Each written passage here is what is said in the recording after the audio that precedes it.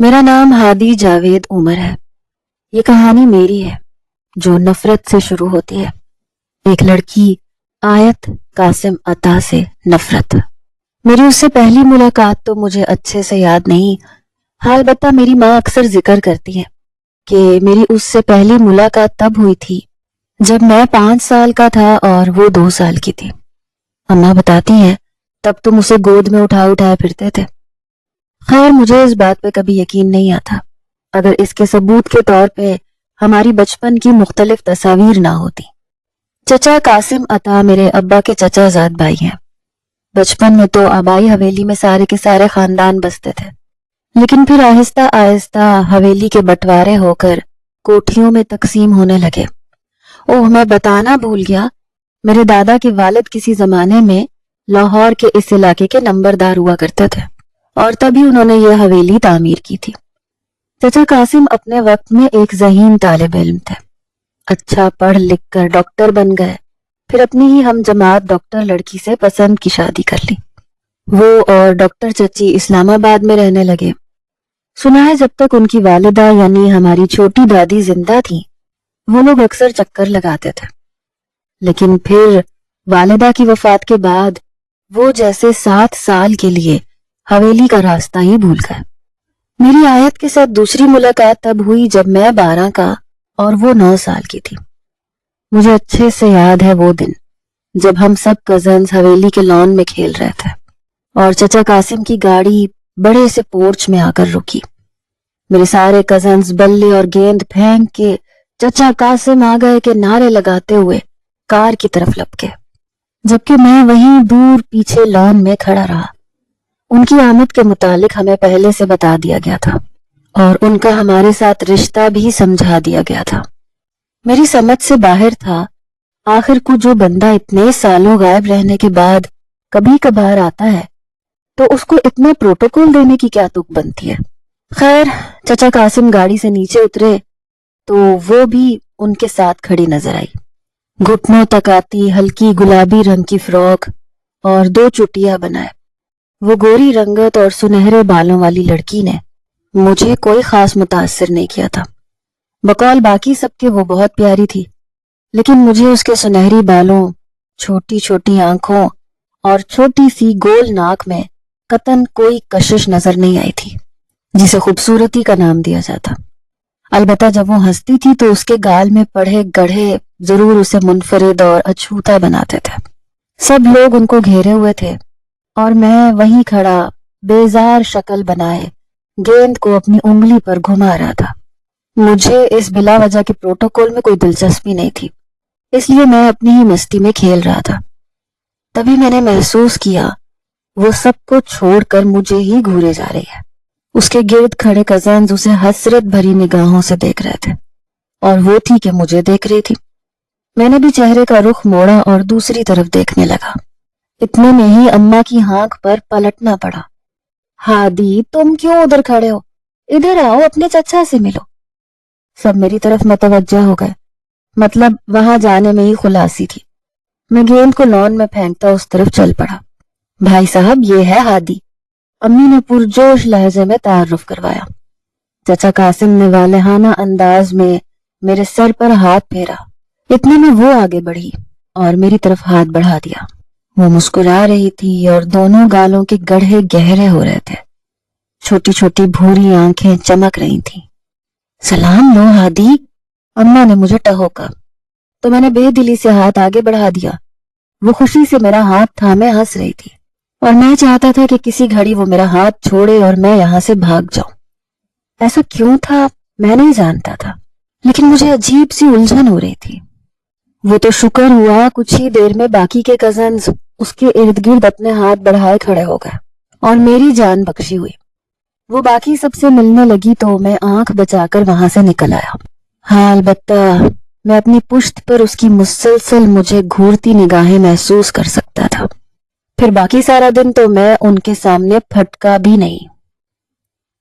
میں ہوں آیت قاسم عطا۔ یہ کہانی میری ہے، میری محبت کی، میری چاہت کی اور میری واحد تمنا کی۔ میں نے ہوش سنبھالا تو خود کو ایک مشینی زندگی کا حصہ پایا۔ मम्मा बाबा दोनों डॉक्टर और मसरूफ शख्सियत थे। मैं उनकी मशीनी जिंदगी का सिर्फ इतना सा हिस्सा थी कि मैंने उन दोनों को जोड़ रखा था। बाबा मुझे अक्सर बताते थे कि लाहौर में हमारा एक आबाई घर है, वो बहुत बड़ा घर है, वहां तुम्हारे बहुत से कजन्स हैं। मैं उनकी बातें सुनकर अक्सर मिलने की ख्वाहिश जाहिर करती थी और वो हर दफा वक्त निकालने की कोशिश जैसा बहाना लगा के जान छुड़ा लेते थे। मैं 9 साल की हुई तो मम्मा पापा में अनबन रहने लगी। फिर देखते ही देखते ये झगड़े तवील होने लगे। मामा नाराज होकर घर से चली गईं, तो बाबा उनसे बदला लेने की गर्ज से मुझे लाहौर ले आए। बाबा बताते हैं कि जब तुम 2 साल की थी तब वो और मम्मा यहाँ आया करते थे। तो मतलब मेरी हादी से ये पहली मुलाकात नहीं थी, ये हमारी दूसरी मुलाकात थी। ये घर या कोठी तो हरगिज नहीं थी, ये तो बहुत बड़ी हवेली थी। मैं गाड़ी से उतरी तो इतने बड़े घर को देख के हैरान रह गई और फिर जैसे बच्चों और बड़ों का एक हुजूम हमारी तरफ बढ़ा। बाबा ने मेरे कान में सरगोशी की, आयत लुक, ये सब तुम्हारे कजन्स हैं। मैं अपनी तरफ बढ़ते बच्चों को देख रही थी जब मेरी निगाह उस पर पड़ी। जीन्स और सफेद टी शर्ट में मलबूस, दुबला पतला सांवला सा वो लड़का बाकी बच्चों की तरह मुझसे मिलने के लिए भाग कर नहीं आया था, बल्कि उसके चेहरे पर अजीब बेजारी थी। लेकिन न जाने क्यों वो मुझे पहली नजर में ही अच्छा लगा। स्याह घने बाल माथे पर गिरे थे, बड़ी बड़ी ज़हीन आंखें और सांवली रंगत तो जैसे उस पर जच रही थी। वो बड़ी महारत से उंगली पर गेंद घुमा रहा था। सब कजन्स मेरे गिर्द जमा हो चुके थे, खीखी लगा रखी थी, लेकिन मुझे तो उसमें दिलचस्पी थी जो दूर लॉन में खड़ा इस सब से बेगाना था। उसकी निगाहें जब मुझसे मिली तो उसने बेरुखी से रुख मोड़ लिया, लेकिन मुझे वो इस अंदाज में भी बेहद अच्छा लगा। इतने में ही नौरीन चची ने उसे हाथ लगाई, हादी तुम क्यों उधर खड़े हो, इधर आओ अपने चचा से मिलो। उसने चौंक के हमारी तरफ देखा और फिर बेजार सूरत बनाए गेंद हवा में उछालता हमारे पास आ गया। हमें देखकर बाकी बच्चों की तरह ना तो उसकी बातें खिली थी, ना ही आंखें चमक रही थी। वो तो जैसे मजबूरन खड़ा था। मुझे वो बहुत अच्छा लगा। मैंने हाथ बढ़ाकर उसकी तरफ हाथ आगे किया। ये दोस्ती का हाथ था, मगर ये क्या, उसे तो जैसे सांप सूंघ गया। मैं हाथ उसकी तरफ बढ़ाए खड़ी थी और जनाब सपाट चेहरा लिए खड़े थे। इतने में नौरीन चची ने उसे टहोका, सलाम लो हादी। उनके कहने पर उसने हाथ जरूर आगे बढ़ाया था, लेकिन चेहरा हनूज सपाट था। मैं उसका हाथ थामे खड़ी उसके मुस्कुराने का इंतजार कर रही थी। आखिर को उसे मेरी मुस्कुराहट का जवाब मुस्कुराहट से देना चाहिए था, लेकिन वो तो ऐसे खड़ा था जैसे यहाँ से भाग जाना चाहता हो। और हुआ भी यही। जैसे ही मेरे बाकी के कजन्स मेरी तरफ बढ़े, वो नजर बचाकर वहां से भाग गया। मेरी निगाहें उसी का ताक्कुब कर रही थी। चंद सेकंड्स लगे थे उसे भागते हुए। बड़े से बरामदे में जाकर वो किसी कमरे में गुम हो गया और फिर बाकी पूरा दिन वो मुझे कहीं नजर नहीं आया। मैं तो समझा था चचा कासिम सिर्फ मिलने आए हैं, लेकिन यहाँ तो एक नई ही कहानी सामने आई। चचा कासिम सिर्फ मिलने नहीं आए थे, बल्कि आयत को यहाँ हम सबके पास छोड़ने आए थे। और घर में अब आयत को हम सब बच्चों के साथ स्कूल में दाखिल करवाने की बातें हो रही थी। मेरी बड़ी बहन तो कॉलेज जाती थी। मैं जिस स्कूल में पढ़ता था वो औसत दर्जे का स्कूल था, जबकि बाकी कजन सब लोग अच्छे स्कूलों में पढ़ते थे। आयत के यहाँ रहने पर बाकी सब कजन्स तो खासे पुरजोश दिखाई दे रहे थे। अलबत्ता मैं थोड़ा परेशान हो गया था। मुझे महसूस हो रहा था वो हम सब से थोड़ी अलग है और घर के तमाम बड़े उसे खासी अहमियत दे रहे थे। ऐसे में यकीनन हम सब कुछ अरसे में ही उससे खार खाने लगेंगे। खैर, ये मेरे जहन का ही ख्याल था, शायद मेरे दूसरे कजन ये सब कुछ नहीं सोच रहे होंगे। ये अगले दिन शाम का वक्त था। सब लोग लॉन में मौजूद थे। चाय के साथ गर्मा गर्म समोसे और पकोड़ों का दौर चल रहा था। मुझे भी बाकी बच्चों के साथ वहां बुलाया गया। मैं अभी वहां आकर खड़ा ही हुआ था कि इतने में मुझे उसकी आवाज सुनाई थी, बाबा मुझे हादी की क्लास में पढ़ना है। मैंने चौंक कर उसकी तरफ देखा। सब लोग उसकी बात سے لطف اندوز ہو کے ہنس رہے تھے اور وہ بتیسی نکالے میری طرف دیکھ رہی تھی. بیٹا ہادی تو 7ویں جماعت میں ہے اور آپ کو 4تھی جماعت میں جانا ہے. عفت چچی نے بڑی محبت سے وضاحت دی جبکہ باقی سب ابھی بھی کھی کر رہے تھے. نہیں مجھے ہادی کے ساتھ ہی پڑھنا ہے.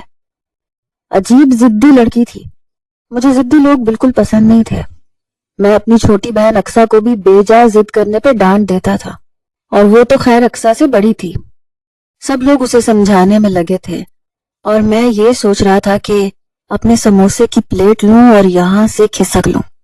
اتنے میں ہی وہ محترمہ اپنی جگہ سے اٹھی اور آ کر میرے بازو سے لٹک گئی. مجھے ہادی کے ساتھ ہی اسکول جانا ہے. وہ میرے بازو کو جپھا ڈالے کہہ رہی تھی اور میں کھسیانہ سا ہو کے سب کی طرف دیکھ رہا تھا. دل کیا بازو جھٹک کے اسے ایک طرف کر دوں لیکن کر نہیں سکتا تھا. چچا قاسم پوری بتیسی نکالے ہم ہی پہ نظریں جمائے بیٹھے تھے. چلو ٹھیک ہے بھائی، ایسا کرتے ہیں تمہارا داخلہ ہادی کے اسکول میں کروا دیتے ہیں. بس خوش؟ چچا قاسم نے جیسے اسے رام کرنے کے لیے کہا اور وہ خوشی سے چہکنے لگی. میں نے اسی موقع کا فائدہ اٹھایا اور وہاں سے نکل گیا. میں پریشان اس بات پر تھا کہ مجھ میں ایسا کیا ہے جو وہ سب کو چھوڑ کے میرے پیچھے پڑ گئی ہے. حالانکہ میں نے اسے باقی کزنز کی طرح کسی قسم کی لفٹ نہیں کروائی تھی، لیکن میں اس بات سے انجان تھا کہ یہ پریشانی بہت جلد میرے گلے پڑنے والی ہے. میں یہ تو جانتی تھی بابا مجھے یہاں مما سے چھپا کر لائے ہیں، لیکن اس بات کا وہاں جا کر پتا چلا کہ وہ مجھے وہیں رکھنا چاہتے ہیں. رات بھر تو میں روتی رہی، لیکن پھر بابا نے مجھے سمجھایا کہ تمہیں ہمیشہ سے بہت سے دوست اور ایسے خیال کرنے والے چاہیے تھے. تمہیں یہاں سب کچھ ملے گا اور میں بھی ہفتے بعد چکر لگایا کروں گا. بابا کہہ تو سچ رہے تھے. یہاں سب لوگ بہت محبت کرنے والے تھے. بابا کے 2 سگے بھائی تھے، عاصم اور حامد چچا، جبکہ 2 چچا زاد بھائی تھے، جاوید اور عابد تایا. جاوید اور عابد تایا دونوں بابا سے بڑے تھے. جاوید تایا جی کے 3 بچے تھے، اقرا، پی، ہادی اور اقصیٰ. عابد تایا کے 2 بچے تھے، علی اور روحا. ادھر سے عاصم چچا کی ایک بیٹی ملیحہ تھی، جبکہ حامد چچا کے 2 بیٹے معیز اور منیب تھے. پہلی دفعہ تو اتنے سارے رشتہ دار ایک ساتھ دیکھ کے میں بہت حیران ہوئی تھی، لیکن پھر بہت اچھا لگنے لگا. کہاں وہاں پہ میں ایک بہن یا بھائیوں کے لیے روتی تھی کہ کوئی ہو میرے ساتھ کھیلے، اور کہاں یہاں اتنے سارے کزنز تھے اور سب لوگ بہت ملنسار اور محبت کرنے والے تھے. یہی وجہ تھی کہ بابا کی تھوڑی دیر کے اصرار کے بعد میں مان گئی کہ میں یہیں رہوں گی اور یہیں اسکول میں پڑھوں گی. مجھے ملیحہ سے پتا چلا کہ وہ سب ایک اسکول میں جبکہ ہادی الگ اسکول میں پڑھتا ہے. اگلے دن لان میں سب جمع تھے جب میرے اسکول داخلے کی بات چلی. میں بھی سب بچوں کے بیچ میں بیٹھی تھی جب وہ لان میں داخل ہوا. قمیص شلوار میں وہ کم دبلا لگتا تھا، ہاں البتہ چہرہ ویسا ہی تھا، سپاٹ اور بیزار. وہ باقی بچوں کی طرح بہت شوخ، چنچل اور ہنسمکھ نہیں تھا، لیکن پھر بھی سب سے زیادہ مجھے وہی اچھا لگتا تھا.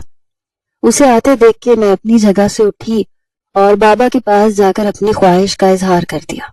بابا مجھے ہادی کی کلاس میں پڑھنا ہے. سب لوگ میری بات پر ہنسنے لگے سوائے ہادی کے جو بونچ کا سا رہ گیا. بیٹا ہادی تو 7ویں جماعت میں ہے اور آپ کو 4تھی جماعت میں جانا ہے. چچی نے سمجھانے کی کوشش کی لیکن میری سوئی تو جیسے اس پر اٹک کے رہ گئی. نہیں، مجھے ہادی کے ساتھ ہی پڑھنا ہے.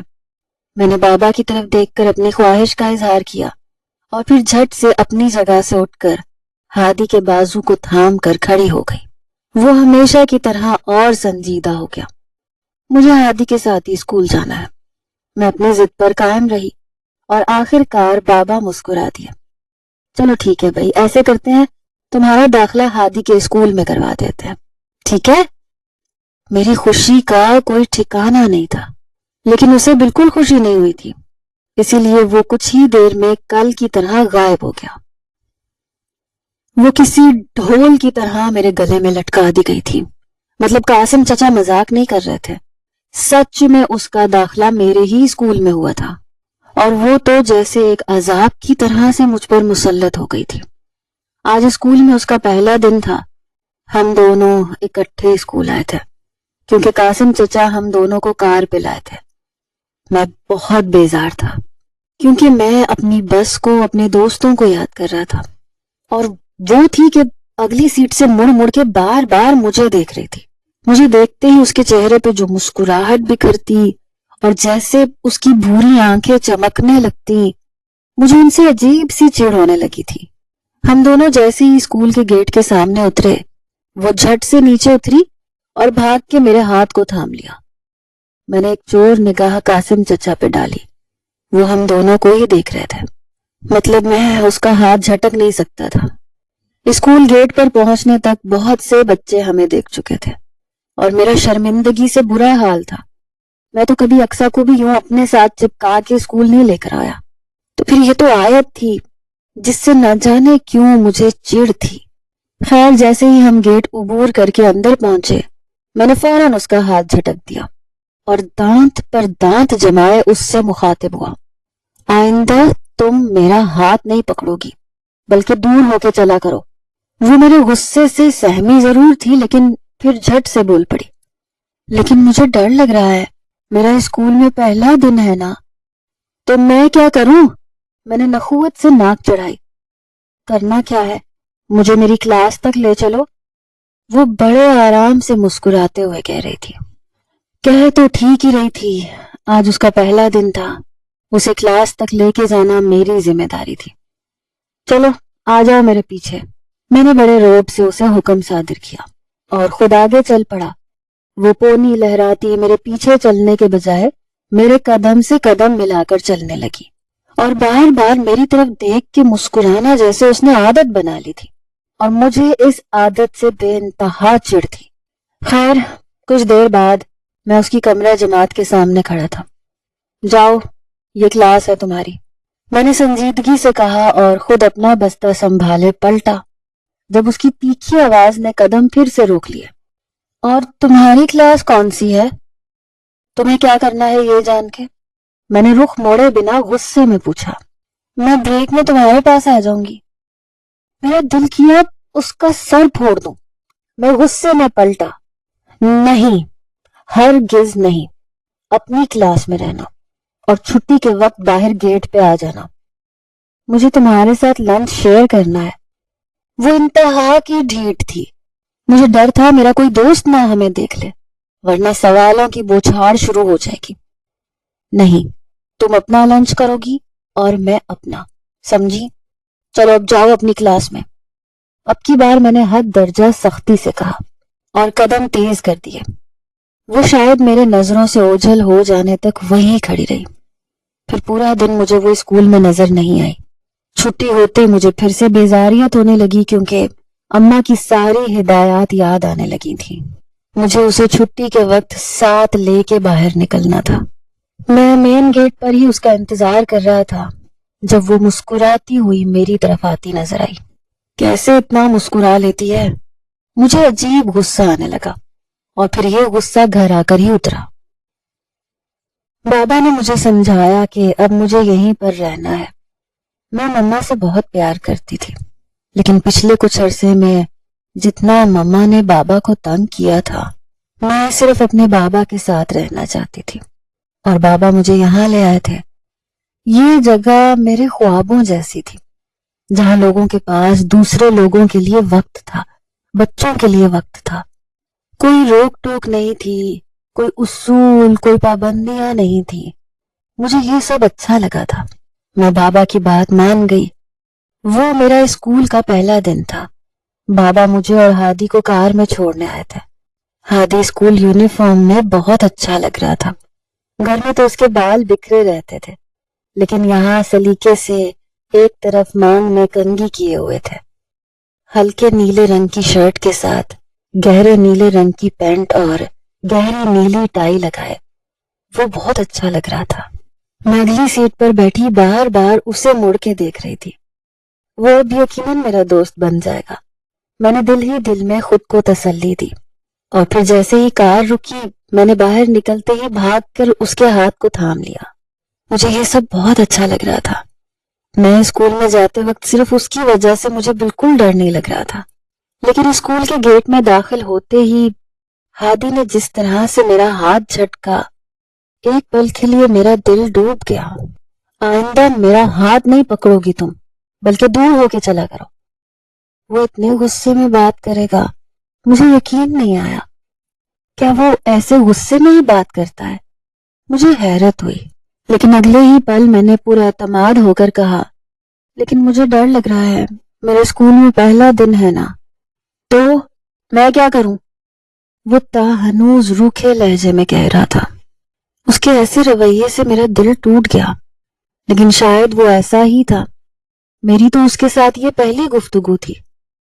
کرنا کیا ہے، مجھے کلاس تک لے چلو، میں نے دوستانہ مسکراہٹ کے ساتھ کہا. وہ ایک سیکنڈ کے لیے کچھ سوچنے کے بعد حامی بھر کے حکم دیتا آگے بڑھ گیا. چلو آ جاؤ میرے پیچھے. میں مسکرا دی. وہ غصے والا ضرور تھا، لیکن باقی سب کی طرح احساس کرنے والا تھا. اس نے پیچھے چلنے کے لیے کہا تھا، لیکن میں اس کے قدم سے قدم ملا کر چلنے لگی. وہ اسپاٹ چہرے کے ساتھ چل رہا تھا اور مجھے اسے دیکھنا اچھا لگ رہا تھا. کچھ دور لمبی راہداری میں چلنے کے بعد وہ ایک کلاس کے آگے آ کر رکا. جاؤ، یہ کلاس ہے تمہاری. اور تمہاری کلاس کون سی ہے؟ میں نے جھٹ مسکراتے ہوئے پوچھا. بابا نے مجھے اچھی طرح سمجھا دیا تھا کہ تم دونوں کی ایک کلاس نہیں ہو سکتی، لیکن تم اس کی کلاس میں جا سکتی ہو، جیسے کہ بریک میں. تمہیں کیا کرنا ہے یہ جان کر؟ وہ رخ موڑے بنا پوچھ رہا تھا. بریک میں تمہارے پاس آ جاؤں گی. وہ ایک دم غصے سے پلٹا، 2 قدم آگے آ کے میرے سر پہ ہرایا. نہیں، ہرگز نہیں. اپنی کلاس میں رہنا اور چھٹی کے وقت باہر گیٹ پہ آ جانا. میرا دل ڈوب گیا. اس دن پہلی دفعہ مجھے اس سے شدید ڈر لگا. وہ کیوں ایسا تھا؟ غصے والا، نک چڑھا سا. مجھے تمہارے ساتھ لنچ شیئر کرنا ہے، میں نے ڈرتے ڈرتے وجہ بتائی. نہیں، تم اپنا لنچ کرو گی اور میں اپنا، سمجھی؟ چلو اب جاؤ اپنی کلاس میں. اب کی بار تو اس نے بہت سختی سے کہا اور پھر تیز قدم اٹھاتا آگے بڑھ گیا. میں اس آس میں کھڑی رہی کہ وہ اسی کوریڈور کی کسی کلاس میں جائے گا تو میں اس کی کلاس یاد کر لوں گی. لیکن وہ تو چلتا چلتا گیلری سے باہر نکل گیا اور میں مایوسی سے کلاس میں آ گئی. پھر بریک کے وقت بہت خواہش کے باوجود بھی میں اس کی کلاس تلاش کرنے نہیں نکلی. ایک آس تھی کہ شاید وہ پتہ کرنے آئے گا کہ کزن تم ٹھیک ہو، پہلا دن کیسا گزرا. لیکن ایسا کچھ نہیں ہوا. البتہ چھٹی کے وقت سڑی صورت بنائے وہ گیٹ پہ ضرور ملا، اور پھر یہ سڑی صورت میرا بار بار مسکرانا بھی ٹھیک نہ کر سکا اور وہ گھر تک یوں ہی جلا بھنا سا رہا. میری اس سے نفرت کا آغاز تب ہوا جب اس نے پہلی دفعہ میری شکایت لگائی. قاسم چچا جا چکے تھے، میں اب اپنی بس پہ اسکول جاتا تھا، جبکہ اس کے لیے رکشہ لگوایا گیا تھا. وہ آتی تو الگ تھی، لیکن اسکول میں آتے ہی تھوڑی تھوڑی دیر بعد میرے سر پہ منڈلانے لگتی. کبھی میری کلاس کے سامنے آ کے اشارے کرتی، کبھی پینسل ریزر جیسی چیزیں مانگتی، اور کبھی لنچ اور اپنا منہ ایک ساتھ اٹھائے میری کلاس میں آ جاتی. میری دوست مجھ پہ ہنسنے لگتے ہیں.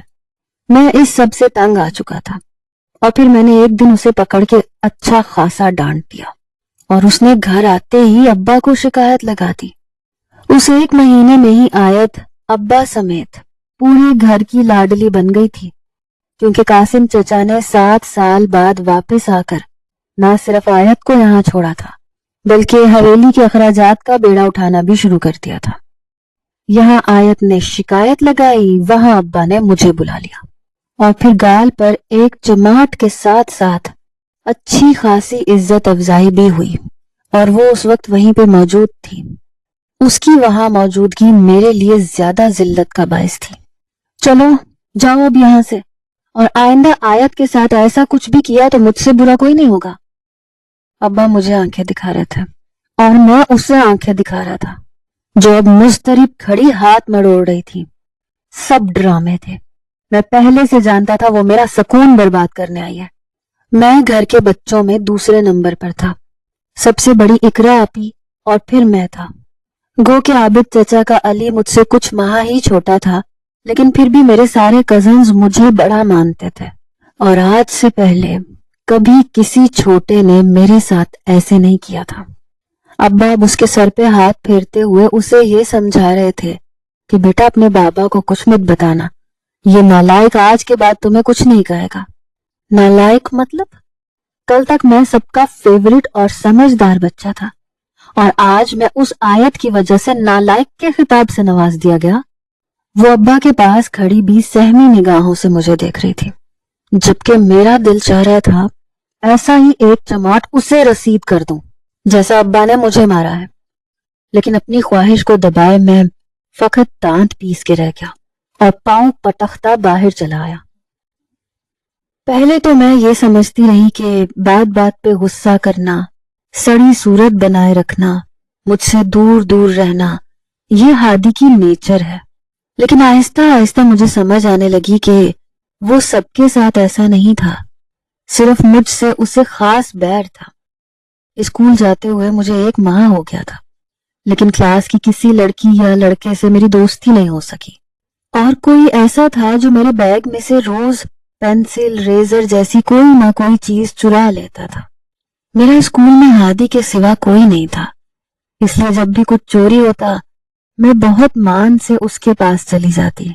मगर मेरी ये हरकत उसके चिड़चिड़ेपन में इजाफा करने लगी, और फिर एक दिन उसने मुझे अच्छा खासा डांट दिया।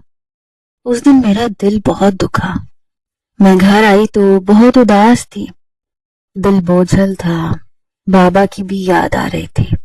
मैं अपने बिस्तर पर लेटी रो रही थी जब रोहा मेरे पास आई, और फिर उसके बहुत इसरार पर मैंने उसे सब बता दिया।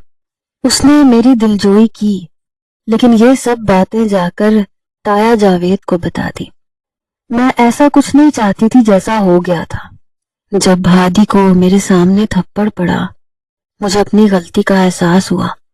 मुझे रोहा को कुछ नहीं बताना चाहिए था।